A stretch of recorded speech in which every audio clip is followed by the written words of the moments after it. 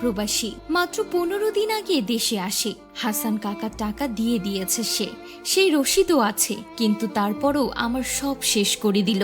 হ্যাঁ ভিউয়ার্স, কাঁদতে কাঁদতে কথাগুলো বলছিলেন নিহত ওমান প্রবাসীর স্ত্রী।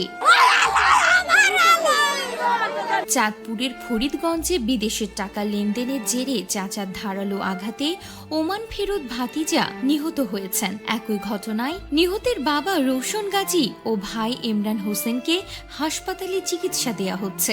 বিদেশ গেছে, বিদেশের কোনো 1 টাকাও ফানা নাই, আমি তার ভাই। সোমবার দুপুরে ফরিদগঞ্জে উপজেলার বড়গাঁও এলাকার গাজী বাড়িতে এই ঘটনা ঘটেছে। এলাকাবাসীর চাচা হাসান গাজীকে আটক করেছে পুলিশ। ঘটনার পরপরই হামলাকারী হাসান গাজীর 2 ছেলে শাওন ও রাকিব পলাতক।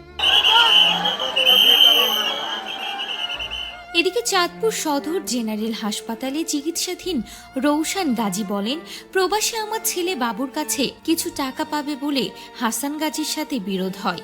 এ সময় হাসান ও তার 2 ছেলে উত্তেজিত হয়ে এলোপাতাড়ি তাকে কুপিয়ে শেষ করে দেয়। ঘটনাস্থলেই বাবু নিথর হয়ে যায়। এদিকে গুরুতর আহত ইমরানকে ঢাকা মেডিকেল কলেজ হাসপাতালে পাঠানো হয়েছে। নিহতের স্ত্রী বলেন, আমার স্বামী ওমান প্রবাসী, 15 দিন আগে দেশে আসে, সেখানে হাসান কাকা টাকা দিয়ে দিয়েছে, সেই রসিদও আছে, তারপরও আমার সব শেষ করে দিল।